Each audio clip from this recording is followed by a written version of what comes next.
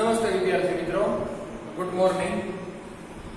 આજે આપણે અંગ્રેજી ગ્રામરનો એક ટોપિક લઈને હું આવ્યો છું કે જે સામાન્ય દરેક વિદ્યાર્થીઓ માટે ઉપયોગી છે। એટલે આ કોઈ ધોરણ માટે નથી, પણ આપણી શાળામાં અભ્યાસ કરતા તમામ વિદ્યાર્થીઓને ગ્રામરનું બેઝિક નોલેજ મળે એ માટે આ વિડિયો તૈયાર કરવામાં આવ્યો છે।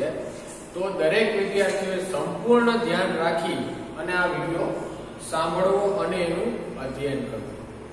જેમ કે આપણે હંમેશા જાણતા હોઈએ કે ઇંગ્લિશ ભાષા છે એ શીખવા માટે હંમેશા કોઈ પણ ભાષા હોય એ શીખવા માટે હંમેશા એનું વ્યાકરણ છે, એનું ગ્રામર છે એ શીખવું મહત્વનું છે। તો એવી જ રીતના અંગ્રેજી ભાષા છે એ લખવી, બોલવી કે વાંચવી આ માટે એનું ગ્રામર શીખવું ખૂબ જ અગત્યનું છે। તો ગ્રામરમાં જેમ કે આપણે ગુજરાતી ભાષા છે તો વ્યાકરણની વાત કરીએ તો સૌથી પહેલા સામાન્ય રીતે કક્કો અને બારાક્ષરીયા આવે। તો આવી જ રીતના અંગ્રેજીમાં પણ કક્કો અને બારાક્ષરીયા આવે, જેને આપણે ABCD જેને કહીએ છીએ તમે બધા ભણી ગયા હશો। એના પછીનો ટોપિક આવે છે કે જેનું નામ છે આર્ટિકલ। અને આર્ટિકલમાં કુલ 3 આર્ટિકલો છે, એ, એન અને ધ। તો આ ત્રણેય આર્ટિકલો વિશેની માહિતી મેળવવા માટે મેં નાનકડો એવો એક તો આપણે આજે આર્ટિકલ વિશેની માહિતી મેળવશું, જેમાં 3 આર્ટિકલ મેં વાત કરી એ, એન અને ધ આ 3 મુખ્ય આર્ટિકલો છે જે શબ્દની આગળ આપણે મૂકીએ છીએ। ઘણા બધા વાક્યોની આગળ આપણે જોયેલું હશે કે જેમાં અ, એન અને ધ નો ઉપયોગ થાય છે। તો એ ક્યારે વપરાય છે, એનો શું મતલબ છે અને કેવી રીતે મુકાય છે એ આપણે આજે જોઈશું। જો ગ્રામરમાં હંમેશા પહેલું પગથિયું અંગ્રેજીમાં આર્ટિકલ છે।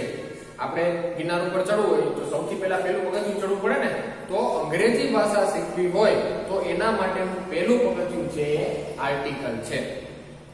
તો શરૂઆત કરીએ તો કે આર્ટિકલ છે શું। આપણા મનમાં ઘણી બધી એવી માન્યતાઓ છે આર્ટિકલ વિશેની, આપણે ઘણું બધું ખોટું શીખી ગયા છીએ। પહેલા તો એ બધું કાઢવાનું છે, એના પછી આપણે સાચું શીખવાનું છે। આપણને સામાન્ય રીતે ભણાવવામાં આવે છે કે 5 અક્ષરો અંગ્રેજીના શબ્દની પહેલા હોય તો એન લાગે, એ સિવાયના બીજા બધાની આગળ એ લાગે। આ 5 શબ્દો કયા છે હું અહીંયા ઉપર લખું છું, તમે જોજો, એ, ઈ, આઈ, ઓ અને યુ આ 5 શબ્દો છે કે જે શબ્દની આગળ આવે તો વિચાર્યા વિના આપણે શું મૂકી દઈએ છીએ, N, A, E, I, O, you. પણ આ જે વિચાર છે, આ જે નિયમ છે એ સદંતર ખોટો નિયમ છે। જો તમારા મગજમાં આ નિયમ હોય અને આ રીતે જો તમે ખાલી જગ્યા કે પરીક્ષામાં પ્રશ્નોનો જવાબ લખતા હોય તો એ હવે આપણે લખવાનું નથી। આ નિયમ સદંતર ખોટો છે, એટલે આ એક વખત મગજમાંથી કાઢી નાખો। એના પછી આપણે આગળ વધીએ તો એનો પહેલો નિયમ શું છે તો કે હંમેશા એ છે એ ક્યાં મુકાય છે તો કે હંમેશા શબ્દની શરૂઆતમાં જો ગુજરાતી વ્યંજન આવતો હોય એ શબ્દની આગળ છે એ મુકાય છે। એનું ઉદાહરણ અહીંયા લખેલું છે યુનિવર્સિટી, UNIVERSITY, યુનિવર્સિટી। યુનિવર્સિટીમાં આગળ કયો શબ્દ છે, યુ છે, આગળ યુ આપેલો છે। આપણો નિયમ મગજમાં શું છે કે એ, ઈ, આઈ, ઓ, યુ આવે એટલે શું મૂકવાનું, એન મૂકવાનું। પણ યુનિવર્સિટીની આગળ એન કોઈ દિવસ લાગશે જ નહીં। શું કામ? કેમ કે યુનિવર્સિટી એ ગુજરાતી શબ્દ ય થી શરૂ થાય છે। યુનિવર્સિટી છે ઉ થી શરૂ થતું નથી। જો ઉ થી શરૂ થતું હોત તો આપણે એન મૂકત, પણ યુનિવર્સિટી શબ્દ છે એ યુ થી શરૂ થાય છે, એટલા માટે થીને યુનિવર્સિટીની આગળ હંમેશા એ લાગશે। એટલે એક જ નિયમ હંમેશા યાદ રાખો કે જ્યારે શબ્દની આગળ પહેલો શબ્દ અથવા તો પહેલો અક્ષર એ જ્યારે ગુજરાતી વ્યંજન પ્રમાણે, આપણા વ્યંજનો કયા છે ગુજરાતીના, ક, ખ, ગ, ઘ, ચ, છ આ બધા આપણા ગુજરાતી વ્યંજનો છે। તો આ ગુજરાતી વ્યંજનોથી કોઈ પણ શબ્દ શરૂ થતો હોય ત્યારે હંમેશા આગળ કઈ બીજા નિયમો જોવાની જરૂર જ નથી। આ 5 શબ્દ કે બીજા નિયમો કે આગળ ધ આવતું હોય કે ફલાણું બીજું કાંઈ જોવાનું નથી। શબ્દની આગળ એક જ વસ્તુ એનો ઉચ્ચાર કરી લેવાનો. પહેલી વસ્તુ, શબ્દના ઉચ્ચારમાં પહેલો અક્ષર છે એ જો વ્યંજન હોય તો કાઈ પણ વિચાર્યા વિના એ જ મૂકવો. સાવ સહેલો નિયમ છે. એના પછી બીજો નીચે આપેલો છે શબ્દ, જો વન, ઓ એન એ. આગળ કયો શબ્દ છે? ઓ છે. ઓ તો આપણે શું મૂકી દે? ઓ એની છે ભાઈ. આગળ ઓ આવેલો છે, એ ઈ આઈ ઓ યુ. ઓ શેમાં આવે? એન માં આવે. મૂકી દો નહીં. ઓ એન ઈ નો ઉચ્ચારણ થાય છે શું? વન. વ છે એ શું છે? સ્વર છે કે વ્યંજન છે? વ્યંજન છે ને. તો ગુજરાતી વ્યંજન હોવાને કારણે એની આગળ પણ એ લાગશે. એના પછી બીજું છે ઈ ઉપરનો શબ્દ છે યુરોપિયન. યુરોપિયન એટલે વિદેશી. યુરોપિયન એટલે તો યુરોપિયન માં પણ પહેલો અક્ષર કયો આવે છે? ઈ આવે છે. અહીંયા કયો ઈ છે? એ ઈ આઈ ઓ યુ. પણ એની આગળ પણ એન નહીં લાગે, એની આગળ પણ એ જ લાગશે. શું કામ? એને કેમ કે યુનિવર્સિટી છે ય થી શરૂ થતો હોવાથી અને ય ગુજરાતીનો વ્યંજન છે એટલા માટે. આ એક સામાન્ય નિયમ છે કે જે આપણે ખૂબ ખોટી રીતે શીખ્યા છીએ. તો આપણે હંમેશા શબ્દ હોય કોઈ પણ એનો પહેલો અક્ષર છે એનું ઉચ્ચારણ કરી લેવાનું. કોઈ પણ શબ્દ હોય એનું ઉચ્ચારણ કરી લેવાનું. જો એનું ઉચ્ચારણમાં સૌથી પહેલો અક્ષર છે એ જો વ્યંજનથી શરૂ થતો હોય તો વિચાર્યા વિના એ જ આવે. આપણે આ નિયમ ભૂલી જવાનો છે, એ બોલવાનો. હવે બીજો એન નો નિયમ આપણે જોઈએ તો કે એન શું છે?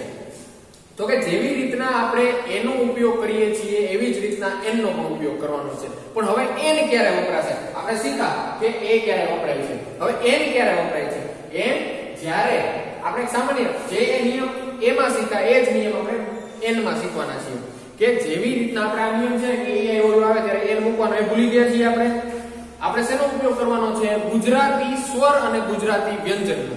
તો એવી જ રીતના એન જ્યારે ઉપયોગ થશે ત્યારે કોઈ પણ શબ્દ હશે એ નો ઉચ્ચારણ જ્યારે તમે કરતા હશો ત્યારે ઉચ્ચારણમાં પહેલો અક્ષર છે એ જો સ્વર આવતો, ગુજરાતીનો સ્વર આવતો હોય ત્યારે આપણે એન નો ઉપયોગ કરવાનો છે.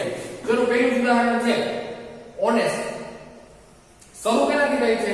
એચ થી. એચ છે એ શું છે? આમ ખરેખર અંગ્રેજીનો તો વ્યંજન જ છે ને, સ્વર નથી. આ નિયમમાં આવું કોઈ નથી. તો આપણે શું એચ જોઈ શું મૂકી દઈએ? એ. પણ ખરેખર ઓનેસ્ટ નું ઉચ્ચારણ તમે કરો એટલે શું થાય? ઓ આગળ આવે. ઓનેસ્ટ. ઓ શું છે? ગુજરાતીનો સ્વર છે. એટલા માટેથી ને ઓનેસ્ટ ની આગળ ભલે એચ થી શરૂ થાય છે પણ એમ છતાંય આપણે ઓનેસ્ટ ની આગળ મૂકશું શું? એ ન જ મુકાશે. એવી રીતે બીજું સ્પેલિંગ છે નીચે એસએસસી. તમે લોકો બધા 10મું કર્યું છે. એસએસસી કહેવાય ને. એસ શું છે? વ્યંજન છે. એની આગળ શું આવે? ખરેખર એ આવે. પણ એ આવે છે નહીં. એસએસસી નું ઉચ્ચારણ થાય એસ. એ શું છે? ગુજરાતીનો સ્વર છે. એટલા માટે એસએસસી ની આગળ પણ અન લાગશે. A N un SSC. A SSC નહીં થાય. એના પછી ત્રીજું છે એલએલબી. એ પણ એક ડિગ્રી છે. એલ છે એ વ્યંજન છે અંગ્રેજીનું. પણ જ્યારે આપણે એનું ઉચ્ચારણ કરીએ છીએ ત્યારે આગળ શું થાય છે? એ એલ. એ આવે છે આગળ ગુજરાતી. આ એ આવતો હોવાથી ને આપણે એલએલબી ની આગળ પણ એન મૂકશું. તો આ એક સામાન્ય નિયમ છે. એકદમ સામાન્ય એક નાનકડી એવી નોંધ તમારે એક બુકમાં બીજા આટલું બધું આપણે કાંઈ નથી લખવું પણ આર્ટિકલ કરી અને એક નાનકડી એવી નોંધ લખી નાખો કે ગુજરાતી બારાક્ષરી જો આપણે ભણા છીએ બધા ગુજરાતી બારાક્ષરી તો એક જ નિયમ યાદ રાખવાનો કે શબ્દની શરૂઆતના ઉચ્ચારણમાં જો પહેલો શબ્દ છે એ જો સ્વર આવતો હોય તો એની શબ્દની આગળ એન લાગે અને જો ઉચ્ચારણમાં પહેલો અક્ષર છે એ વ્યંજન આવતો હોય તો પેલા શું લાગે? એ લાગે. આ એક જ સામાન્ય નિયમ યાદ રાખો અને દરેક પ્રશ્નનું સમાધાન છે એ તમને ત્યાં મળી જશે. હવે ત્રીજો આર્ટિકલ શું છે? ધ. હવે આ ત્રીજા આર્ટિકલ વિશે થોડું એના નિયમો થોડાક વધારે છે પણ સેલા છે. ધના નિયમો આમ જોવા જાય તો કુલ 5 છે. આ 5 નિયમોમાંનો પહેલો નિયમ એવો છે કે જ્યારે તમે કોઈ પણ વસ્તુ, કોઈ પણ પદાર્થ અથવા તો કોઈ પણ વસ્તુનો વાક્યમાં 2 વખત ઉપયોગ કરો, એકને એક શબ્દનો એકને એક વસ્તુનો તમે જ્યારે વાક્યમાં 2 વખત ઉપયોગ કરતા હોય ત્યારે બીજી વખત જ્યારે તમે એ શબ્દનો ઉપયોગ કરો ત્યારે હંમેશા એની આગળ ધ લાગે. આનું ઉદાહરણ પહેલું છે that is a pen. પેલી એક પેન છે. the pen is black. એ પેન છે કેવી છે? કાળી છે. તો બે વખત પેનનો ઉપયોગ થયો. પેન અહીંયા પહેલી વખત આવ્યું અને બીજી વખત પણ પેન આવ્યું. ત્યારે વાક્યમાં જ્યારે 2 વખત એક જ શબ્દ શબ્દનો ઉપયોગ થતો હોય, બે વાક્ય જોડેલા હોય, ત્યારે હંમેશા બીજી વખત જ્યારે વાક્યનો ઉપયોગ થાય ત્યારે એ શબ્દ કે પદાર્થની આગળ શું લાગે? ધ લાગે. That is a pen. પેલી પેન છે. The pen is black. એ પેન કેવી છે? કાળી છે. આ પહેલો સામાન્ય નિયમ. એના પછી બીજો ધનો નિયમ છે કે કોઈ પણ જાતિ વાચક નામ હોય ત્યારે આખા વર્ગ સમૂહ માટે ધનો ઉપયોગ થાય. હવે જાતિવાચક નામ એટલે શું? આપણે કેમ કોણ છીએ? માણસ છીએ, કૂતરા છે, પ્રાણીઓ છે, પશુઓ છે, આ જાતિવાચક છે. હવે આનો આખો સમૂહ જ્યારે ભેગો કરવામાં આવે અને એના વિશેનું જ્યારે વાત કરવામાં આવતી હોય ત્યારે એની આગળ શેનો ઉપયોગ છે? ધ. બીજું ઉદાહરણ છે, the dog is a faithful animal. Dog શું છે? જાતિવાચક નામ છે, જાતિ છે, ડોગ છે, કૂતરા એક જાતિ છે. હવે અહીંયા કહે છે કે કૂતરાઓ છે એનિમલમાં સૌથી વધારે ફેથફુલ એટલે જેના ઉપર વધારે વિશ્વાસ મૂકી શકાય એવું પ્રાણી છે. તો આવી જ્યારે જાતિવાચક વસ્તુની વાત થતી હોય પછી એની જગ્યાએ કાવ હોય કે the cow is a holy animal. તો કે ભાઈ કાવ છે, ગાય છે, એક પવિત્ર પ્રાણી છે આપણી હિન્દુ સંસ્કૃતિ પ્રમાણે. તો આવી રીતના જ્યારે કોઈ પણ જાતિ માટે એક સમૂહ માટે વાત થતી હોય ત્યારે હંમેશા વાક્યની શરૂઆતમાં ધનો ઉપયોગ થાય છે. આ બીજો નિયમ છે. એના પછી ત્રીજો નિયમ છે કે ખાસ કરીને સંજ્ઞાવાચક નામો, કોઈ પણ સંજ્ઞા વિશેની વાત કરવામાં આવી હોય એની આગળ આર્ટિકલ લાગશે નહીં. કોઈ પણ સંજ્ઞા આપેલી હોય ત્યારે એની આગળ આર્ટિકલનો ઉપયોગ થશે નહીં. પણ કોઈ નદી હોય, કોઈ મહાસાગર હોય, કોઈ પર્વત હોય, આવા જે મોટા મોટા કે જે એક એક જ છે, આપણે સમજી શકીએ કે ભાઈ આપણે ભારતની વાત કરીએ તો મોટામાં મોટી નદી કઈ? તો ગંગા. તો ગંગાની વાત કરતા હોય ત્યારે એની આગળ શું લાગે? ધ લાગે. તો આવી રીતની કોઈ નદીઓ હોય, કોઈ પર્વત હોય, પછી કોઈ ઇમારતો હોય, કોઈ ધર્મગ્રંથો હોય, પછી કોઈ જહાજો હોય, ખંડ હોય, આપણે 7 ખંડ છે એમાંથી કોઈ એક ખંડ આપેલું હોય, પછી કોઈ પણ પ્રજાની વાત થાય ધારો કે આપણે કેવા કહેવાય તો કે ઇન્ડિયન કહેવાય, પછી આપણે અમેરિકામાં જઈએ તો અમેરિકન્સ થાય, પછી આપણે જાપાનમાં જઈએ તો જાપાનીઝ થાય. તો આવી જ્યારે કોઈ પણ પ્રજાની વાત કરવામાં આવે ત્યારે એની આગળ પણ ધ મુકાય છે. અને છેલ્લું કે સનાતન પદાર્થો હોય. સનાતન પદાર્થો એટલે શું? સૂર્ય છે એ સનાતન પદાર્થ કહેવાય કે રોજ દેખાય છે. સૂર્ય છે સનાતન, ચંદ્ર છે સનાતન પદાર્થ છે, વાદળો છે સનાતન પદાર્થ છે. જ્યારે આમની વાત કરવામાં આવતી હોય ત્યારે પણ આવા શબ્દની આગળ ધ નો ઉપયોગ થાય છે. તો એની નીચે ઉદાહરણ આપણે ધ નર્મદા. નર્મદા એટલે નદી છે. તો જ્યારે વાક્યમાં નર્મદાનો ઉલ્લેખ થતો હોય ત્યારે હંમેશા એની આગળ શું લાગે?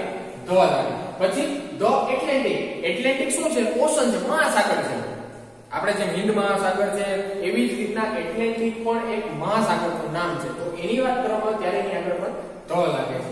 એની છે ધ હિમાલય છે. હિમાલયના પર્વતો, આપણે ગિરનારની વાત કરી હોય તો ધ ગિરનાર એવું લખાય. તો એવી જ રીતના હિમાલયની વાત કરવામાં આવે, કોઈ પણ પર્વતની વાત કરવામાં આવે ત્યારે એની આગળ ધ મૂકવામાં. એના પછી ધ એશિયા ખંડની વાત કરવામાં આવી છે. આપણે કયા ખંડમાં રહીએ છીએ? એશિયા ખંડમાં રહીએ છીએ. તો જ્યારે આ ખંડની વાત કરવામાં આવે ત્યારે એની આગળ ધ લાગે છે. એના પછી જે ધ જાપાનીઝ, જો મેં તમને વાત કરી કોઈ પણ પ્રજાતિ, કોઈ પણ પ્રજા વિશેની વાત કરવામાં આવી હોય ત્યારે એની આગળ ધ લાગે. અને છેલ્લે છે ધ સન, સૂર્ય સનાતન વસ્તુ છે, રોજ દેખાય છે આપણને. તો આના વિશેની વાત કરવામાં આવે ત્યારે પણ એ શબ્દની આગળ ધ લાગે છે. એના પછીનો ચોથો નિયમ છે કે કોઈ પણ વિશેષણ આખી જાતિને સૂચવતો હોય ત્યારે એની આગળ ધ નો. વિશેષણ એટલે શું? કોઈ પણ ધારો કે હું અંધ હોય તો મને શું કહે કે ભાઈ this person is a blind. તો મારા વિશેષણ આપ્યું ને કે હું એક પર્સન છું ને હું આંધળો છું, એ વિશેષણ શું કહેવાય? તો એવી જ રીતના અહીંયા આપેલું છે કે the blind, the black, the નીડી. Black એટલે કાળા. કાળા લોકો વિશે જ્યારે વાત કરવામાં આવે ત્યારે આખી પ્રજાતિની વાત કરવામાં આવે છે. ભાઈ સાઉથ આફ્રિકામાં કાળા ગોરાનો ભેદ હતો ત્યારે એક કાળા હતા અને કોરા હતા. તો the white and the black. તો આ પર્સનની જ્યારે વાત કરવામાં આવતી હોય તો કોઈ પણ આખા સમૂહની વાત કરવામાં. ધ નીડી. નીડી એટલે જરૂરિયાતમંદ વ્યક્તિઓ. કે ભાઈ ગુજરાતમાં 5000 લોકો છે એને અત્યારના ખાવાની પણ પૂરું નથી કરતા, ખાવાની પણ જરૂર છે અને જે માંગતા હોય એને નીડી લોકો છે. તો આવા લોકોની જ્યારે વાત કરવામાં આવે, એક સમૂહની વાત કરવામાં આવે ત્યારે એની આગળ ધ નો ઉપયોગ થાય છે. અને એના પછી પાંચમો અને છેલ્લો નિયમ છે કે સુપરલેટિવ ડિગ્રી હોય. સુપરલેટિવ ડિગ્રી તમે ડિગ્રી ભણ્યા છો કદાચ, અને ન ભણ્યા હોય તો સામાન્ય ખ્યાલ તમને આપી દો કે કુલ 3 ડિગ્રી છે. એમાંની એક છે સુપરલેટિવ ડિગ્રી. આ સુપરલેટિવ ડિગ્રીનો જ્યારે તમે વ્યાકરણમાં કે વાક્યમાં જ્યારે ઉપયોગ થતો હોય કે આનાથી ઉપર હોય ને આપણે કોઈની વાત કરતી હોય ને કે ભાઈ ફલાણા ભાઈ તો સારામાં સારા માણસ છે, મારા કુટુંબમાં આ માણસથી સારો માણસ કોઈ નથી, આવી જ્યારે વાત થતી હોય સુપરલેટિવ, એનાથી કોઈ સારું નથી. આપણે વાત કરીએ તો Himalaya are the biggest mountain in the world. કે હિમાલય છે એના કરતા ઊંચો પર્વત વિશ્વમાં એકઈ નથી. Ganga is the largest river in the India. Ganga કરતા મોટી નદી બીજી એકઈ છે ને એટલે ગંગા સૌથી મોટી નદી છે. જ્યારે આવી વાત કરવામાં આવે ત્યારે એની આગળ ધ મૂકો. મેં તો અહીંયા લખેલું છે તો Ganga is the largest river in India. Ganga છે એ ભારતની સૌથી મોટી નદી. જેનાથી મોટી જ્યારે કોઈ પણ નદી પછી આપણે એવી રીતે વાત કરીએ કે the Himalaya is the highest શું કહે કે mountain in the world. Okay, Himalaya છે એના કરતા ઊંચો પર્વત બીજો કોઈ વિશ્વમાં છે નહીં. ત્યારે પણ આવા જે સુપરલેટિવ જે સૌથી શ્રેષ્ઠ છે એની આગળ પણ હંમેશા ધનો ઉપયોગ થાય છે. એટલે સામાન્ય રીતે આપણે આ ત્રણ ખ્યાલો છે. હવે હું તમને 5 ઉદાહરણ ખાલી જગ્યા આપું છું જે તમારે તમારી નોટમાં એ લાગે છે એન લાગે છે મેં તમને નિયમો સમજાવ્યા એના ઉપરથી તમારે નક્કી કરી અને 5 ખાલી જગ્યામાં એ એન અને ધ મૂકી અને તમારે એક્સરસાઇઝ કરવાની છે. તો આપણે હમણાં જોઈએ. તો આજે આપણે જે વાત કરી ગ્રામરમાં એક ટોપિક આર્ટિકલ અને એની અંદર એ એન અને ધ ની, તો આના નિયમો આપણે જોયા અને કેવી રીતના ઉપયોગમાં આવશે એ પણ આપણે જોયું. તો હવે આ ભણ્યા બાદ જે મેં 5 ખાલી જગ્યાએ લખેલી છે આ દરેક વિદ્યાર્થીઓએ 5 ખાલી જગ્યા નિયમ પ્રમાણે જ ભરાય છે અને એમાં એ એન અને ધ આ ત્રણ જ વસ્તુ મૂકવાની છે. તો કઈ ખાલી જગ્યામાં એ આવશે, કઈ ખાલી જગ્યામાં એન અને કઈ ખાલી જગ્યામાં ધ આવશે એ તમારે તમારી નોટબુકમાં આ 5 ખાલી જગ્યા છે એ લખી અને એમાં આર્ટિકલ મૂકવાના છે. તો ધ્યાનથી આ 5 ખાલી જગ્યા તમે વિડિયો પોઝ કરી અને તમારી બુકમાં લખી લેજો અને એમાં આ ત્રણમાંથી કયું આર્ટિકલ કઈ ખાલી જગ્યામાં આવશે એ તમારે લખવાનું છે.